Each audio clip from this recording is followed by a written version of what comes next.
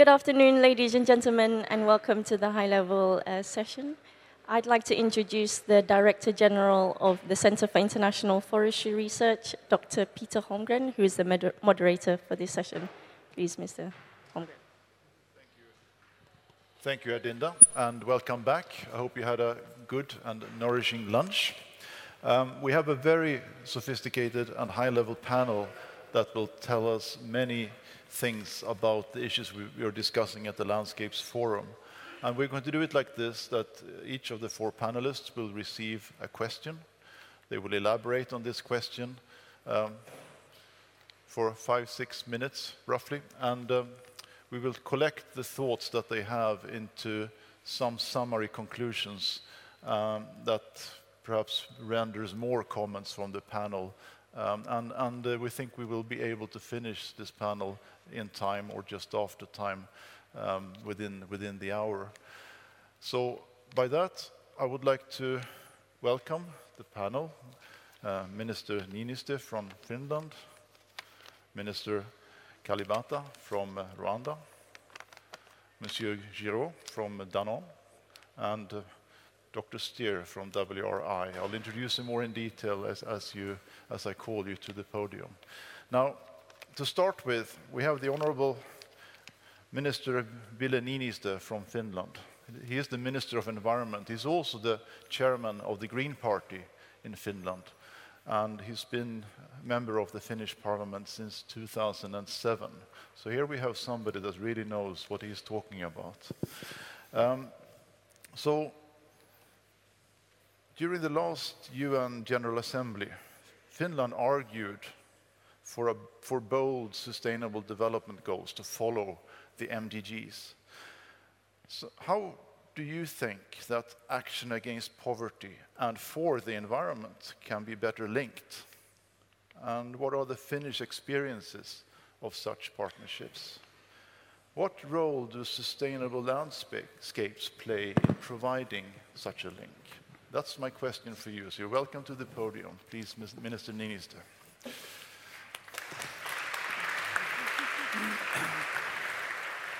Thanks. Thank you, Moderator, Excellencies, dear friends.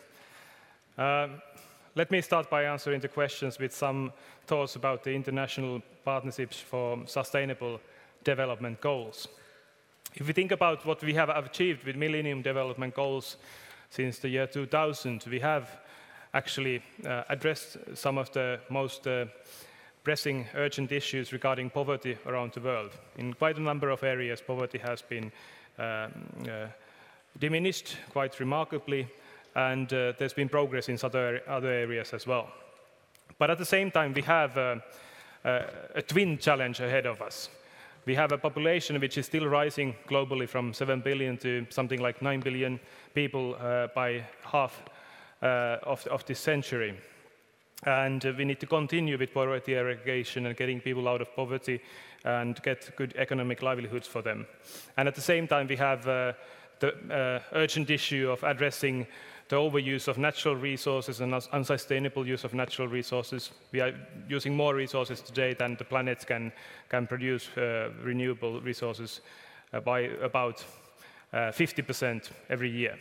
And if you think about getting people out of poverty, getting more people to get a decent livelihood, both socially and economically, and to address climate change mitigation and adaptation, and also to address the continued work for poverty eradication. We have to have a broader, holistic approach where we need to get more out of less.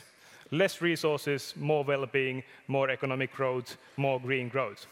That's what we have to do, and that's the twin challenge we have: poverty eradication and accepting the environmental boundaries set by nature within which we can and should continue with economic growth, but it's paramount for economic growth that we address those boundaries in order to make it sustainable in the longer term.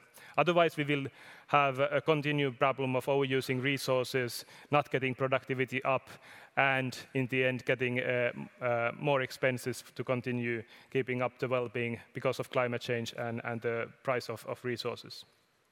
So developing SDGs for the post-2015 world needs to address this paradigm.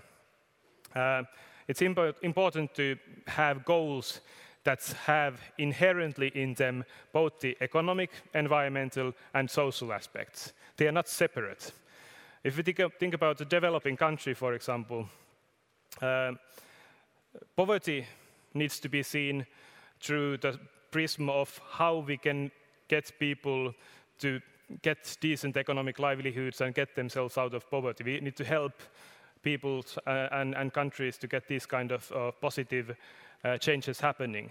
And often, when it comes to resources and environmental boundaries, it's also about empowering local communities with better access to climate-smart agriculture and climate-smart use of for example, forest resources. If local communities can develop better ways of using their natural resources, they get less environmental problems, less health hazards, and more economic well-being, and a continued sustainable well-being, and less poverty. So the goals, SDGs, should address this holistic approach. As a Minister of the Environment, I see it's when we discuss internationally how to go forward with solving the environmental challenges. Some countries like to say, and some people like to say that no, we don't want to have new regulations and limits for our growth because we also have a right to grow and right to get social well-being for our citizens, like some of the most industrialized countries have been doing for decades already. That's not actually the problem. The problem is that if we don't do things differently in all countries, nobody has the right to an economic well-being. So we need to make sure that access to smart growth and green growth is accessible to all countries in all development phases. And that can be addressed through the SDGs. I'll give you one example. One obvious example is the resource of water. Water has a link to biodiversity, ecosystems, forests' well-being, and different species. It's about sanitation, access to clean drinking water.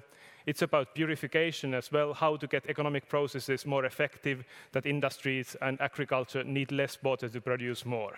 There's a whole spectrum of our society with this one theme of water, which can be addressed globally through the SDGs. So that's what I would like to say about the future of combining these three areas of sustainable development in Sustainable Development Goals. When it comes to Finnish national experiences, we have been working holistically with sustainable development for a long period, and we've had a National Commission on Sustainable Development for 20 years already, one of the first to be established after Rio meeting. And this is a multi-stakeholder body. The Finnish approach is that we get the industries and the economies and the companies on board, but we also get the NGOs on board. We get the labor unions and different important organizations at the national level. We get all the ministries and government levels and also local municipal authorities into the process. So that just shows that if you want to work with issues like sustainable development, you have to get the whole society on board. You need both norms and regulations, but most of all, you need to get a kind of like a positive cycle where new innovation is spurred and supported, and companies who look for new innovations, these are keenly looked at from the public side, from municipalities, that how they can put this in place in their public procurement processes, for example. And this commission is now working on a new, the Finland We Want by 2050 agenda, where all stakeholders involved can get their own pledges, voluntary pledges on how to go for a carbon neutral society, which is our long-term goal. We want to get a near carbon neutral society by 2050, and all these stakeholders are looking at what they can do in order to achieve that. One example which I would like to give to you is, or maybe two examples, is the question of that government via taxation and norms can support the companies that are inventing new solutions. So this is what the governments try to do. that we have an encouraging environment for getting new green solutions to the markets. And at the municipal level, the municipalities go through what they buy and what are the effects of that, both for socially and environmentally. And thus you can support local agriculture, for example, organic farming. You can support new innovations by introducing carbon footprint standards on public procurements. And often this is, if you look at the lifespan of a product, it's also economically the most wise way to do it. So we try to look at all those three aspects. In the end, I would like to address also the role of landscapes, agriculture, forestry, and different other uses of landscapes in how they fit into this framework. If you think about climate change mitigation and adaptation, it's not just about thinking that we have to think what we produce, we have to think what energy we produce, and we have to think what we consume, but we also have to think what changes we are creating into our natural environment and how those changes can support in building a sustainable society. And the land sector, the links between how agricultural productivity is increasing and whether there is a need to get new agricultural land unsustainably from forests, for example, there is an inherent link on getting climate-smart solutions on agriculture forward in order to make sure that you protect the most vulnerable forests. There is an inherent link on having good inventories of what kind of resources you have in forests, for example, to sustainably use it for industries and local communities and to protect the ecosystem and the services it provides. So basically, the holistic approach there that you need to know what you have and then you use those resources in a climate-smart way. That's best for agriculture's future and for the role of forests in mitigating and adapting to climate change. One example which I could give of this is that all the synergies and trade-offs that we can get by services provided by the land. For example, if we do achieve food security in this world in the future, we need to have a new kind of food production which at the same time helps to adapt to climate change, increase food productivity in areas of, if you look at the global level, of less arable land due to climate change. And at the same time, you can also increase climate resilience by for example, increasing the natural protection systems against flooding in our landscapes, for example. All these can be addressed in the international climate change meetings in UNFCCC by including flexible mechanisms and incentives on doing things in a smart way.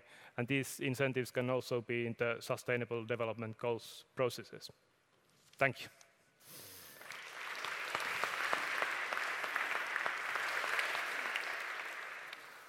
Thank you, Minister Niinistö. I made some notes for a question later on, but I will save that for now. Our next speaker is Her Excellency Agnes Kalibata, Minister of Agriculture in Rwanda. And the minister has a PhD in crop protection, and you've also been earlier a colleague in the CGIAR system working for IITA, the International Institute for Tropical Agriculture. So I would really like to hear from you, Excellency. For Rwanda, the most densely populated country in Africa, how do you view sustainable management of natural resources? How do you set priorities? And in the future, in the near future, we hope, how can the international development framework, such as the Sustainable Development Goals, support you and other countries in striking the balance and setting the right priorities? Please, the floor is yours.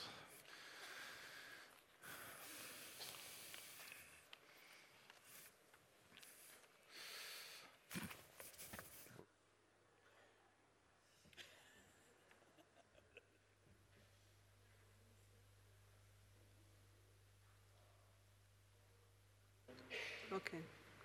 Yeah. Honorable Minister, fellow panelists, ladies and gentlemen, good afternoon. An interesting question for Rwanda. How does Rwanda manage with the, I think it's the second, if not nearly the first densely populated country in the world? I mean, the number of people per square kilometer is way over 400 now.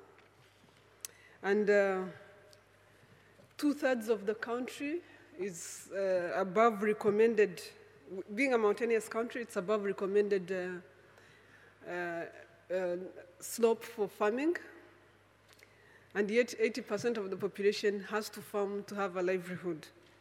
So in terms of puzzles and challenges, there you have it. We also live at the very edge of the equatorial forest, so meaning we have 2 seasons a year, which is very good, very torrential rains, which makes us lose 1.4 million tons of soil a year.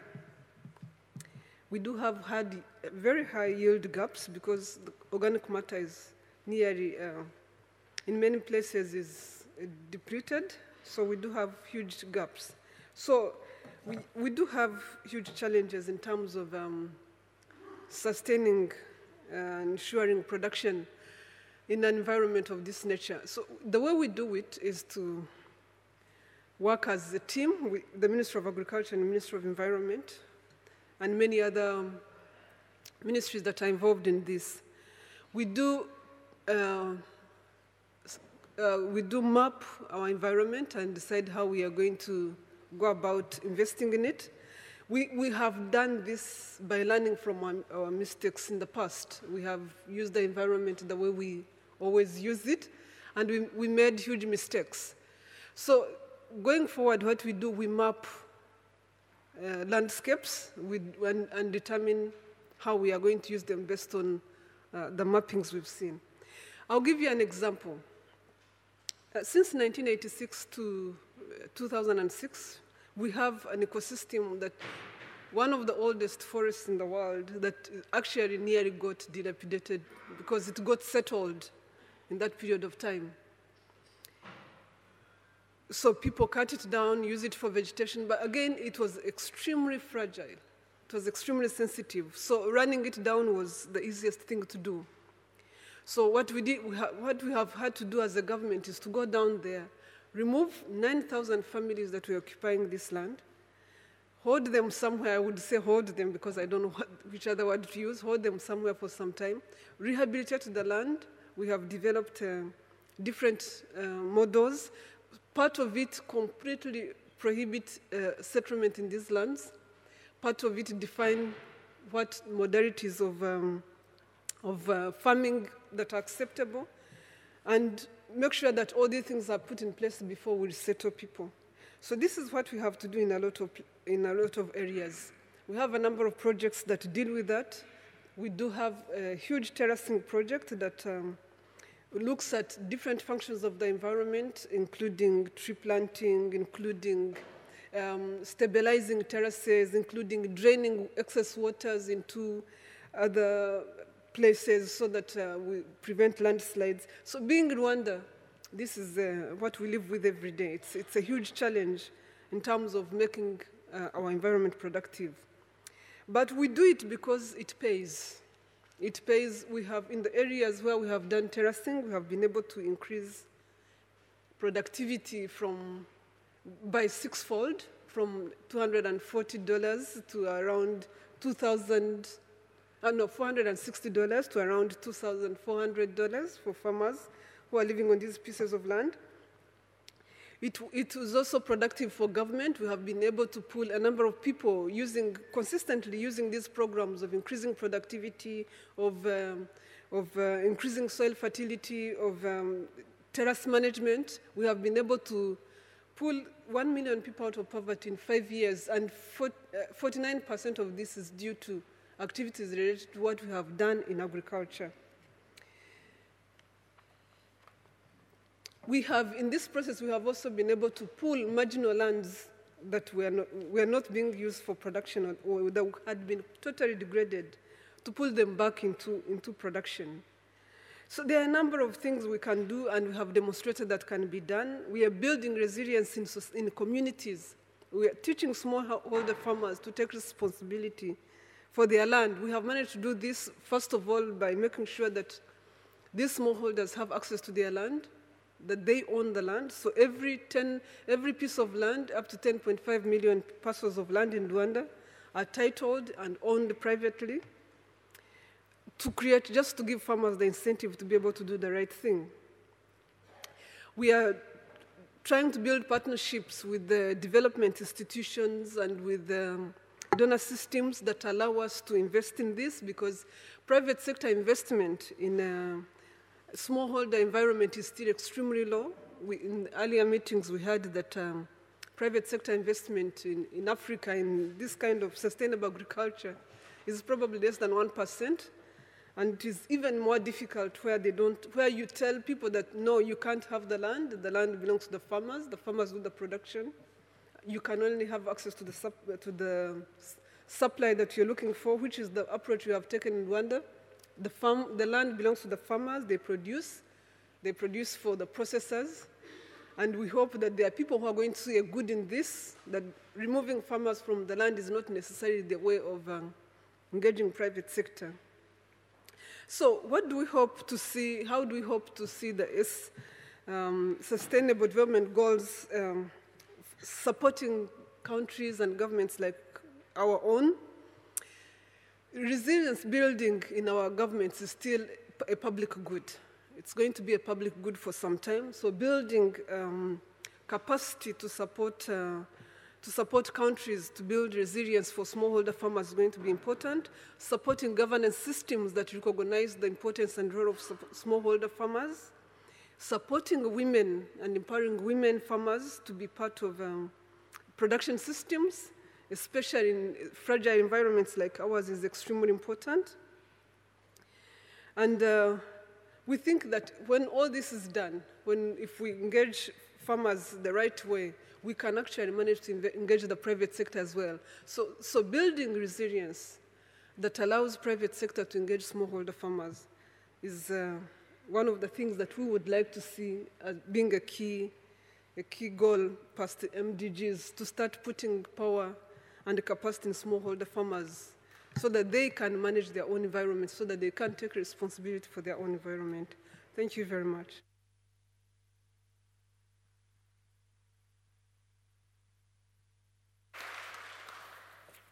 Thank you, Minister.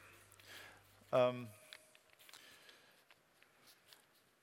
would now like to call on Mr. Bernard Giraud, who is the Senior Advisor of Sustainability and Shared Value Creation. That's a long title, at Danone. And you're also the co-founder of what's called the Livelihoods Fund, a mutual fund with Danone and other investors. And you've been heavily engaged in ambitious carbon reduction and offset policies. So for you, we have a question that relates to these things. And it says, in the process of formulating a new development agenda post-2015, there's been many voices that have called for the SDGs to be based on real partnerships and include groups that did not feel that involved in the MDGs, such as the private sector.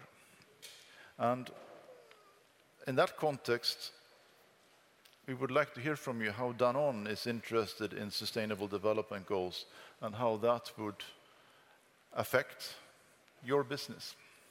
Please, the floor is yours. Thank you very much.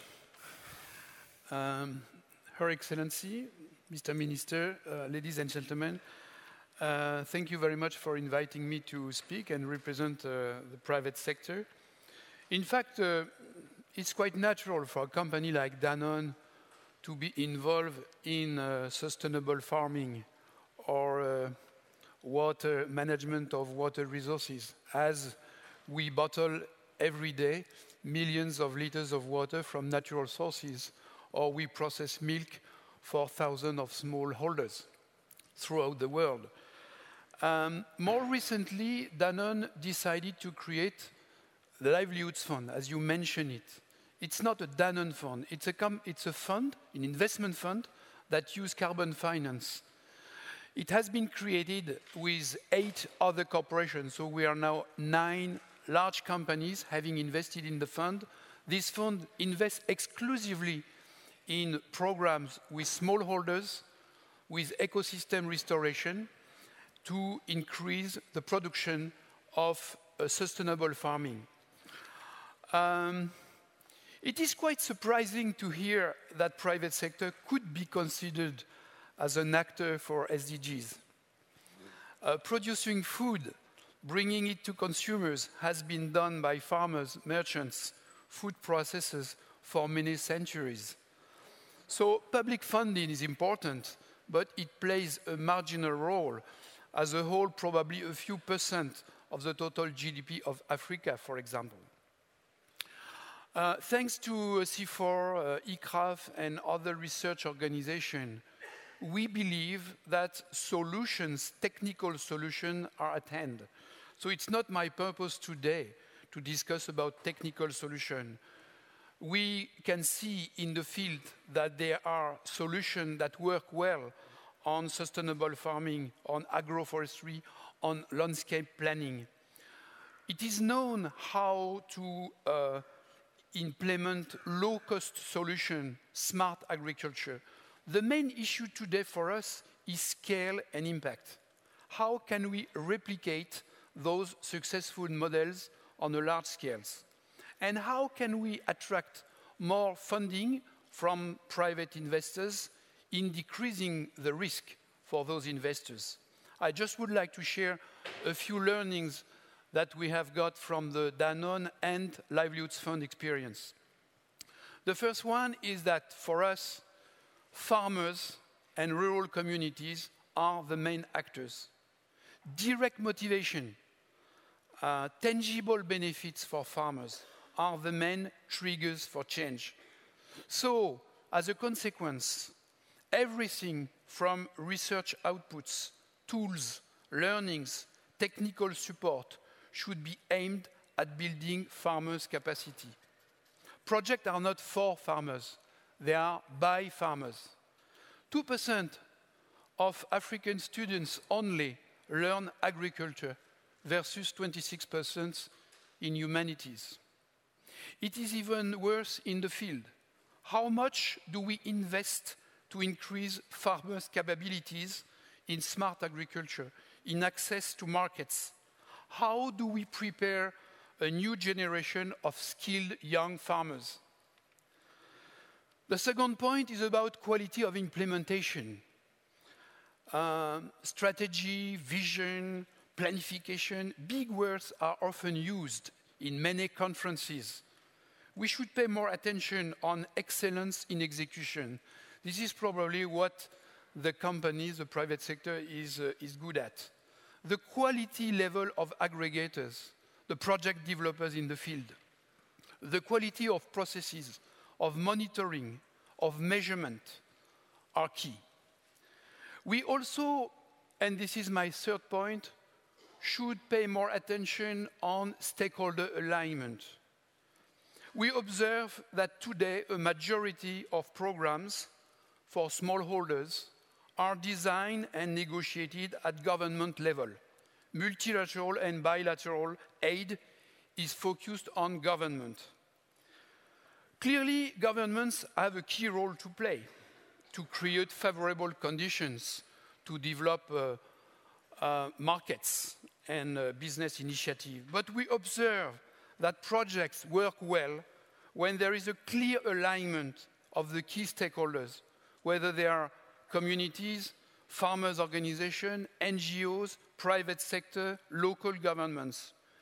We probably need to go much beyond what is called PPP, which is sometimes a little vague concept.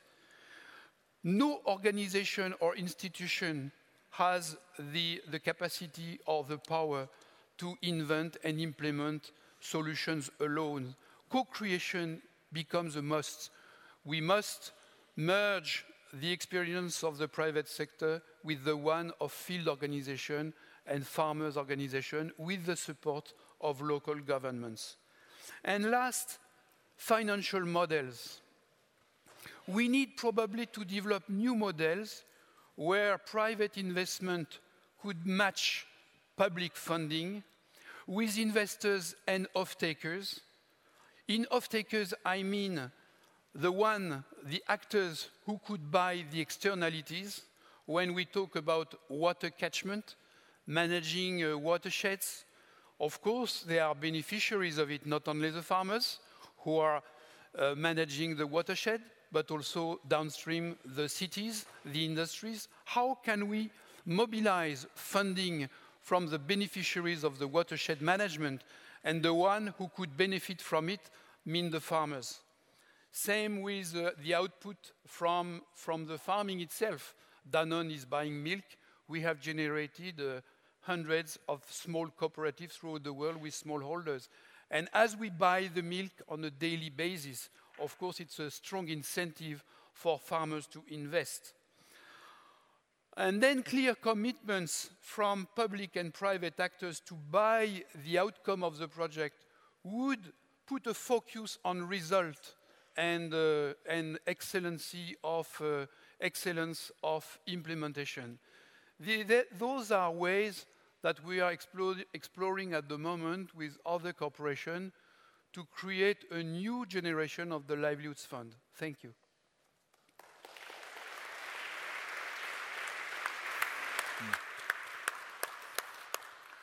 Thank you, Mr. Giraud, for bringing the private sector picture into the focus. Finally, I have the honor to present Andrew Steer to you. Andrew has been many things throughout the years, and we know him for a lot. But at the moment, he is the president of the World Resources Institute. And I have a long list of things you did before that. But among other things, you were the special envoy of climate change for the World Bank. Now, Andrew, WRI, the World Resources Institute, has been heavily engaged in putting together something called the Global Commission on the Economy and Climate. Could you tell us a bit more about this and how it relates to what we're discussing here today, the landscapes? And while you're at it, can you try to relate this also to the post-2015 development agenda and the SDGs? Please, the floor is yours. Thank you, Peter. I think it's great to be here. This is one of the best events that happens during the whole COP, and I commend CIFOR and the other organizers here. It's really incredibly stimulating, and what an honor to be here. Minister, it's really great to be on the stage with all of you.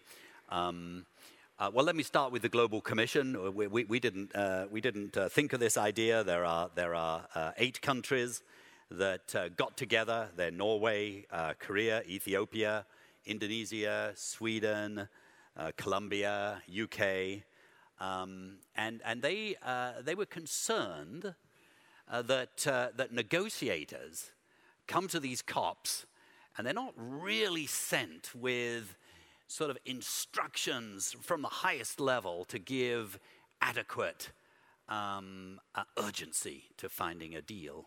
And the reason for that is that cabinets, have certain power structures. If you take some of the leading scientists in the world and some of the leading economists in the world, and you say, should we act on climate change? The scientists will say, obviously, we should act on climate change. Obviously, we know that climate change is hurting agricultural yields. We know about sea level rise. We know about extreme weather. I mean, are you nuts? Of course we should act. These guys should negotiate a deal tomorrow. If you say to the leading economists in the world, should we act on climate change? They will say, well, you really have to look at 3 things. You've got to look, first of all, at the impacts of climate change over time. And then you've got to look at the costs of acting on climate change over time, year by year, all the way into the future. And then you've got to agree on a discount rate. Now, it turns out that economists have got all 3 wrong, and I am an economist. And those who thought up the idea of this global commission said, let's see if we can get those right. And you see, cabinets are not dominated by scientists, they're dominated by those of economic ministries. So the idea of the Global Commission is to ask the question, is it possible to get from where we are today to where we need to be without paying a high cost in terms of jobs and growth and so on? And so President Felipe Calderon of Mexico is the chair. Luisa Diogo, the ex-prime minister of Mozambique, is the vice chair. Lord Nicholas Stern is the other vice chair. And a whole group of notables, not environmental people at all. And then some of the best economists in the world. Again, not environmental economists, growth economists. And so the idea is to spend a year leading up to the high-level Ban Ki-moon meeting next September, and the idea would be to land this with some evidence that basically says, turns out that some of the hypotheses that are out there that economists are coming up with now, which is actually done right because of the scale of win-win opportunities, because of the opportunity to use resources more effectively, because of induced technological change, turns out there is a path forward. So now what's that got to do with landscapes? Well, quite a lot. A huge amount of work on the brown side of the agenda, energy efficiency, technology and so on, marginal abatement cost curves. But actually what is known to all of you is not known to ministers of finance and economics about the unbelievable opportunities in landscape. The green side of the agenda can bring hope to these negotiations in a way that simply is not dreamt of now. Interestingly, 2 years ago at Durban, in the lead up to Durban, South Africa organized a meeting of ministers of agriculture throughout Africa and said, we need an integrated approach to climate-smart agriculture that looks at the resilience and adaptation side, that looks at the mitigation side and the sequestration side, and also looks at the poverty-reducing and food security side. Agriculture ministers are basically united on this. But negotiators are not, as we discovered last week. Not willing to put that into the negotiations. They want to focus exclusively on adaptation. How very sad, because we're missing an unbelievable political opportunity to make progress.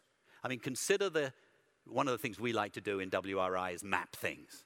So we've mapped the 2 billion hectares in the world today that currently are degraded. Well, it turns out that if, under the bond challenge, if even the 150 million were brought back to life, this would be fabulous for poverty reduction, wonderful for food security, and spectacular in terms of helping to address climate change. And we have numbers on all of these. Now, wouldn't it be great if a minister of finance understood that? Wouldn't it be fabulous, instead of ministers of finance and commerce spending millions and millions of dollars every year running around the world, having little, investment promotion, please come to my country and bring some money and build a factory. Why not do something that actually would be better for your people, get those same people, same ministers, to be equally excited about the incredible opportunities through restoration. Minister Agnes here, what you're doing in Rwanda is wonderful. Rwanda, all the things you talked about. But in addition, Rwanda has said, count us in for this restoration. There's something called the bond challenge, which says, hey, how about, out of these 2 billion, how about taking 150 million and restoring them? And why don't we have some commitments from countries? Rwanda came and said, we'll do 2 million hectares. There are teams working today doing wonderful work in Rwanda, analyzing exactly what could be done, how much it would cost, what the rate of return would be, ecologically, economically, poverty reduction, the lot. So that's the point of this. And think of the new agriculture that's transforming the Sahel. Think of agroforestry, conservation agriculture, integrated soil fertility management, and so on. And think of just how win-win that is. And what a tragedy it is that that is not factored into the negotiations. So that's what this global commission is all about. It's about understanding tipping points. If you look at some of the great tipping points in recent history, think of the MDGs. Which MDG has been the most remarkable in the last 10 years? Maternal mortality. 10 years ago, maternal mortality was the failing MDG. For 30 years, it had gone nowhere. In the last 10 years, maternal mortality has fallen by half worldwide. Why? Because a combination of things, starting with data, analysis, well communicated, examples of what works, pilots that really demonstrated change, and then political engagement at the highest level. Spouses and presidents of leading countries around the world coming together and making a change. And you get a tipping point like that. That's what we need now in climate change. Ban Ki-moon's high-level summit next September is going to try and sort of tease out some new movements, if you like. One of them needs to be landscapes. And actually, this meeting here today, I mean, what an incredible joy it is to come here when we have Landscape Day rather than just 2 years ago, Agriculture Day and then Forest Day. I mean, it's so much better, isn't it? And we could be, in a modest way, we could be part of starting that great movement. And of course, it links so much to the post-2015. If we can start getting this kind of message in this kind of meeting, my goodness, we could get away from this dreadful idea that we have for goals where we say, well, there are 3 buckets. There's the economic bucket, the social bucket, and the ecological bucket. And under the economic, maybe there's 10 you could choose from. So we'll take 8 of those. And then there's social. There's 10 you could choose from. We'll take 8 of those. And ecological, well, we don't want to take, we're running out. We've got too many. So let's just take 2 of those. That's what happened last time. No, you can't have 3 buckets. They're 1 bucket. And that's what we have to demonstrate here. Thanks very much.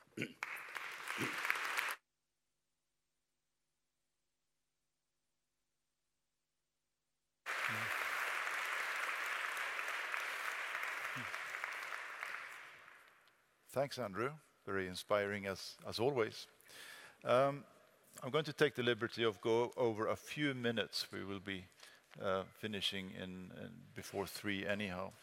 So we've heard our eminent speakers. We've heard Minister Niinistö talk about the need for holistic sustainable development goals and the issues of getting to that point. We heard Minister Kalibata talk about the situation in Rwanda, the need for land tenure, security, the need for building resilience, particularly with public investments. We heard Bernard Giraud talk about the private sector perspective and saying that public funds are indeed important, but private funds might be even more important, and talked about ways to stimulate the investments from the private sector. And then we heard Andrew Steer to ask the question, my interpretation, how do we get the economists to get it, including the opportunities in the landscape? So those were 4 very interesting comments, and I've distilled one question that I would like to follow up, and I will ask each member of the panel if you could kindly briefly reflect on this question. So we often hear about the long-term effects of climate change, sea rise in 100 years, etc. And this normally puts the economists off because they don't know how to deal with that. But my question is that if we instead have a medium-term perspective, for example, a normal investment horizon, or let's say 2 elections down the road, in that kind of perspective, if we look on one hand at development and economic growth, and on the other hand, environment, what would be your gut feeling about to what extent we're talking about trade-offs and to what extent we're talking about synergies?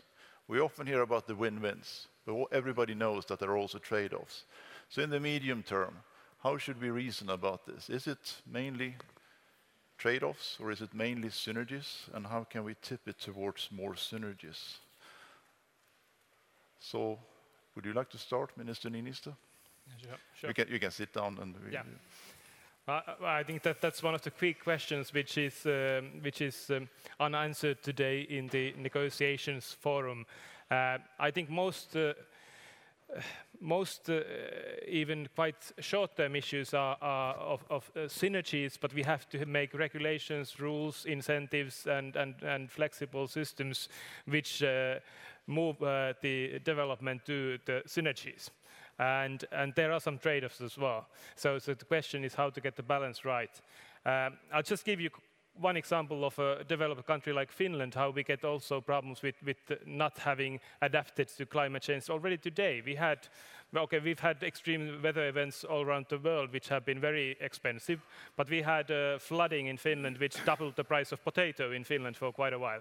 So I mean, there are clear cases where if you had done smarter mitigation and adaptation, often they are linked when it comes to landscapes. You can do both mitigation and adaptation, and you cut the short-term risks and you increase the long-term productivity as well.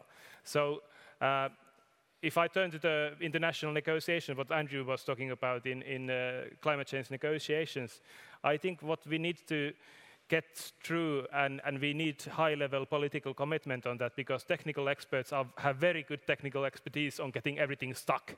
So we need to get political will behind getting solutions done.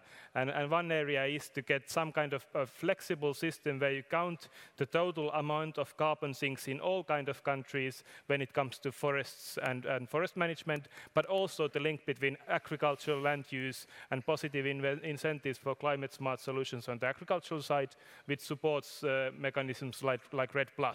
And if that link doesn't exist, we don't get the best synergies possible. So these are the kind of issues we have to develop, and we have to make sure that the subsidies, norms, taxes, and price signals are such that there are as little trade-offs as possible.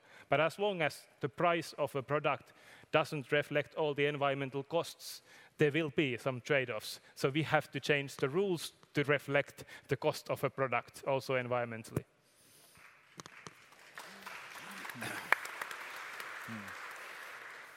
Thank you very much.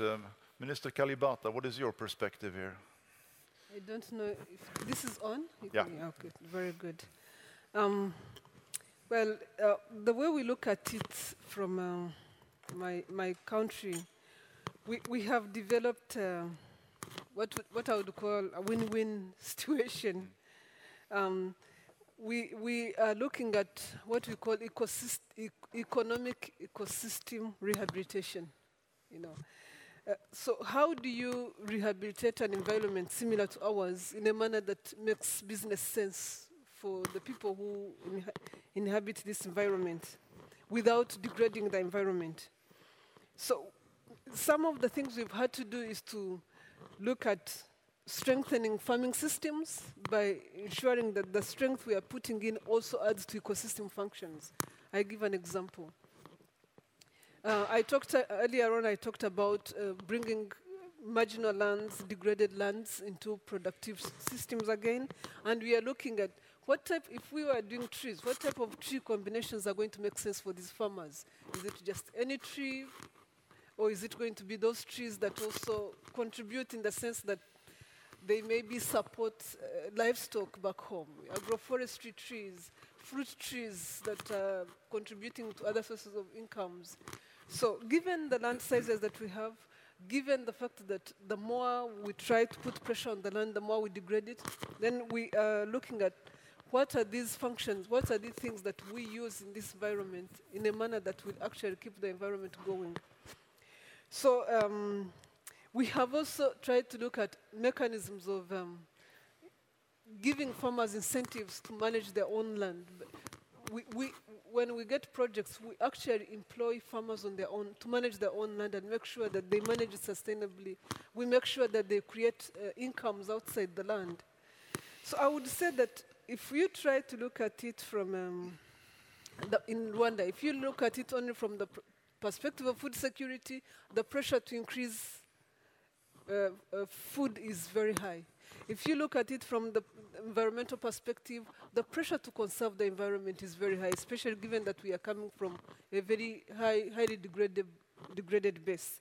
So we have just to find a middle ground where both the environment and the appropriate ecosystem functions and food security are finding a balance. And that's what we are trying to do. Thank you very much.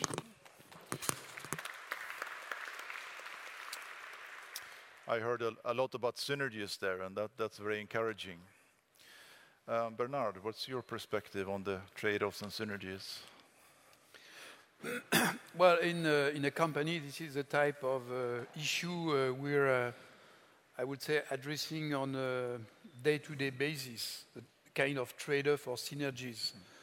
In Danone, we have developed what we call the compass, which is not just environment and economy, it's also social and health linked to nutrition. And for each farming model, we look at it through these four directions in a way. In fact, there are two types of situations. One is there are synergies.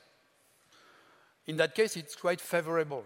If you enrich the soil with organic content, you increase the production for the farmer, and you increase the capacity of the soil to retain water, for example. So you play, I can say, win-win on the two registers. So this is favorable, and there are more and more technical solutions which have been developed through CIFOR and others that are really win-win solutions. But there are also many cases where trade-offs are needed. And then the question is, who is ready to pay for the environmental externalities, for example? Who is ready? Is it, as I said before, is it the city that is downstream that is ready to pay for sustainable farming that is implemented by the smallholders upstream? So we have to explore different kinds of business models, including private and public funding, that are encouraging sustainable farming when the output on environment is in the midterm. Otherwise, the choice will be usually short-term because there is such a pressure on food security, on income for small farmers, that there will be a very difficult choice. This is exactly what we need to invent, the business models where investors and off-takers, it's a kind of operational alliance that we have to create. Not an alliance worldwide, but a very practical alliance to address this question of externalities. Thank you. Thanks. So identifying the synergies and then slowly turning the trade-offs into synergies as well. This is what I take from that. Andrew, you have the last word. Well, I think it's a very good question you ask. If you think about a marginal abatement cost curve, obviously on the left-hand side you have all the real win-wins. So it's the energy efficiency, and it's, you know, and that gets you about maybe 40% of what you need to get to in terms of addressing climate change. But then there's a middle zone that is actually does cost you more. But if you take into account what are called co-benefits, actually it comes below the line. So for example, I came just overnight from China. China is going to make much more rapid progress on phasing out coal in much of the East Coast because of air pollution. That's a co-benefit. So even though it might cost more, it's clearly in the country's interest to do it because it has a co-benefit. It also then benefits climate change. So that actually account, we don't know how much, but in the case of agriculture and landscape, the co-benefits are in terms of poverty reduction, social issues, all kinds of things that need to be. But then there is a bit that really costs you money. And that's where I think a lot of the really interesting analysis at the moment about induced technical change that pulls down the cost curve. Now, on the brown side of the agenda, we know a lot about that. I mean, why is China this year and last year investing $50 billion in renewable energy? It's because it wants to get ahead of the curve. It wants to dominate that part of the market. Why is it introducing a cap and trade system this year? It doesn't need to, because it actually thinks it will promote technology. Now, the challenge for us on the landscape side is to make as much progress, if you like, as they have made. The really interesting question, you asked it beautifully, actually, which is in a 2-term, in an 8-year period, can you make change? It's easy to show, for example, on the brown side of the agenda, that a green city is also an economic city. It's competitive, it's bankable. It's easy to show that Singapore is win-win-win. What's much more difficult to show is, okay, so you take over as mayor of Lagos next Monday. Can you do something that's win-win in your political lifetime? And one of my board members, a guy called Jaime Lerner, who was the mayor of Curitiba, the archetypal first green city almost in the world that he made a name of. He said the thing everyone needs to know is that you actually can. People look at cities and they say, my goodness, it will take a lifetime to reform this. He said it's not true. In a political life of a mayor, you can improve the quality of life and improve your economy and move to low carbon, but you need a clear vision, you need to be able to bring your citizens on board to that vision, and you need a governance structure that can implement it. And that's what we need right now in landscapes.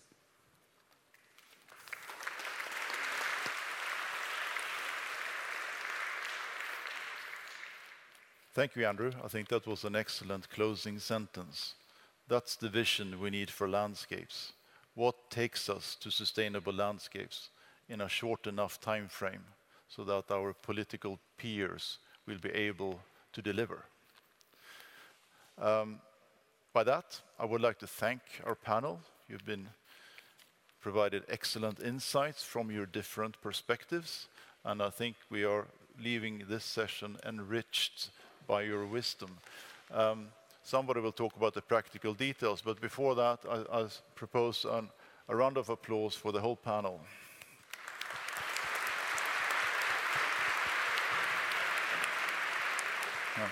Thank you, Peter, and our panelists for an engaging high-level session. We're happy to say we've almost caught up with our schedule, so thank you for bearing with us. We've got about 5 minutes before the next session starts, which are the discussion forums at 3 p.m. Please do take your coffee and refreshments and head over to your session. Thank you.